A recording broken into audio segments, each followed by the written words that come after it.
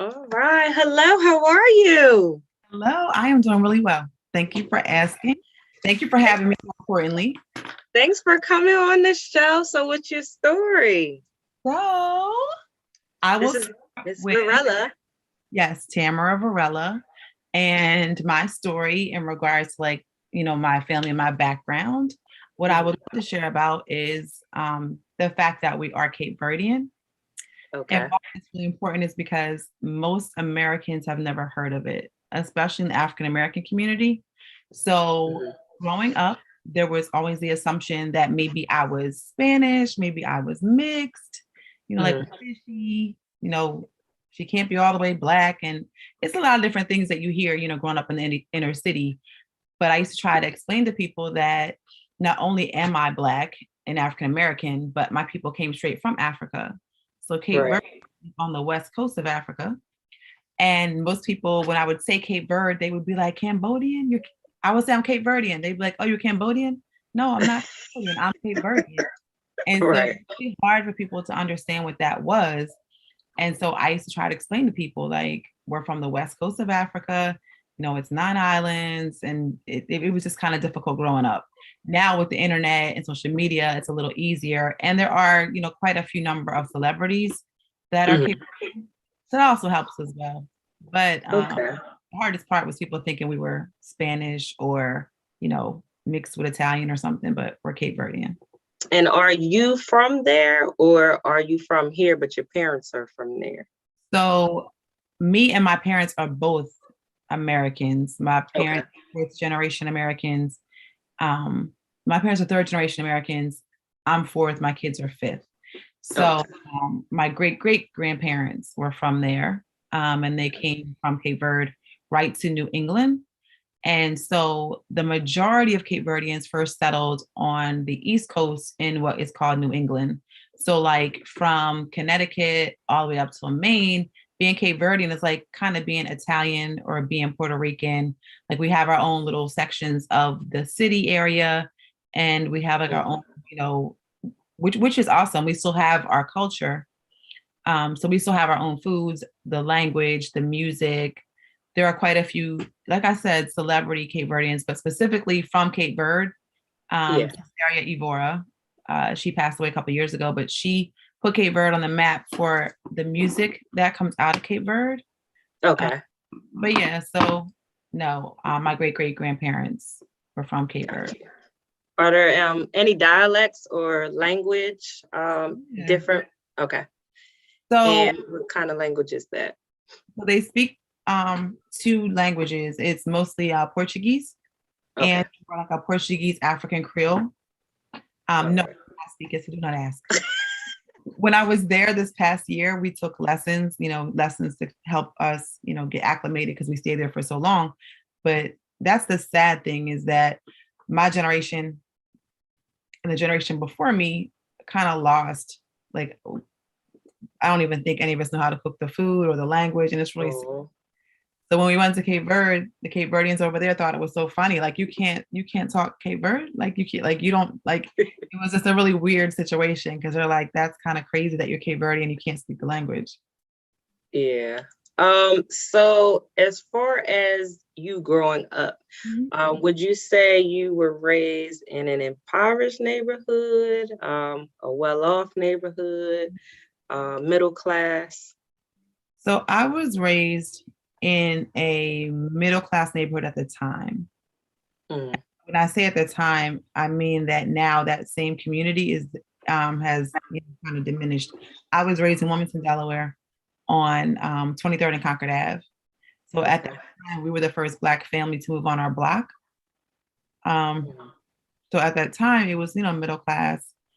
I had the blessing that both of my parents worked for the government. So yeah. and my mom was a really high up administrator in um, the Delaware government for social services. And Mhm. um, yeah, so that's where I lived. But I grew up like a lot of my friends and where I hung out at was definitely in the projects. So even though I was Okay. at home, I would say I grew up more so in on the east side of Wilmington and in the project. Okay. And do you have any siblings? I do. I have a brother who's 6 years younger than me, and then I have a sister who is 12 years younger than me. And then I have another sister, our bonus sister. We were blessed to meet about, I want to say maybe 18 years ago, 17 years ago, she found us. And so she's 2 years younger than me. Okay. And would you say all of your siblings have the same knowledge of your culture? No. No. So me and my sister talk about this too. For her being 12 years younger than me, when I was growing up, I was sent to my grandparents and or my family members every summer. So meaning up in the New England area. So up there, it's like a full immersion into the Americanized Cape Verdean community. Mhm. I said we have our own little communities, even our own Cape Verdean clubs and all of that. So I grew up around Cape Verdeans where my siblings didn't so much. Um, Okay. like I was around the music, I was eating the food, I was, um, around people that spoke the language. I was inside of my great great grandmother's house, with my great great aunts and uncles. And so I probably out of everyone had like a full immersion into it. And then I would Mhm. come back, to Delaware and be like, yes, how's it my family? And then have to explain it all over again. But no, my siblings did not have that opportunity. Okay. Do you think that it's important to know like where your family history is? And if so, why? So a couple of reasons. One is just the culture part. I will say that there's an extreme value when you can go back and know what your culture is and experience culture. So, like I said, the music, the language, um, just that whole experience. Like I said, my siblings didn't have that opportunity, but I did. And I think it's awesome to be able to identify with something outside of being just a traditional American. Yeah. You are a traditional American, then that's what you are. But if you have another culture, you need to experience that. My granddaughter is her dad's Puerto Rican, and I love the fact that when she's with his side of the family, she's having a Puerto Rican experience. She goes to Puerto Rico to visit her great grandparents, um, and then she comes with us. So she's getting both sides as well as the African American experience of being an American. But I think it gives you another perspective of how you view things, Mhm. and it also helps you with your identity. There are so many, especially youth today, that lack identity of knowing like who they are and where it all comes from. And I think that that helps to give you a certain sense of value as well about who Right. you are, and just knowing like, hey, that this is who I am. When we went to Cape Verde, it was a whole different experience because none of my family had ever went. We were always told it's a bad place to go. Why would you want to go? It's better here in America. And so to go there was very overwhelming. Number one, just the fact that I waited so long, I was kind of mad about that. But just the experience of seeing the culture and being around the people, and riding, through the different islands, was life changing. But yeah, I do think Okay. that there's mad value to that. So if you was to leave your mark on the world, Mhm. what would you leave? And would some of your culture be included in that? Um, I would probably leave. So if I was to leave my mark on the world, I would probably leave some type of free program that people can access on how to be healed and whole on the inside, as well as Mhm. how to get to the next level financially. And the reason why is because, I mean, well, you know what I do for a living. Like I'm a business consultant. I've been doing it for years. And what I know for a fact is 90% of what I do with my clients really is that inner work, and 10% is the strategy and the systems and all of that. And Mhm. a person's heart, you will only get in your life what your heart can cover. And so I walk my clients through increasing, well, there's a scripture that says enlarge your territory, increasing what their heart can cover so that they can get what they want and their goals. And 90% of the people's goals are related to money. But how you see yourself is how you relate to money. So that would be the mark that I would leave.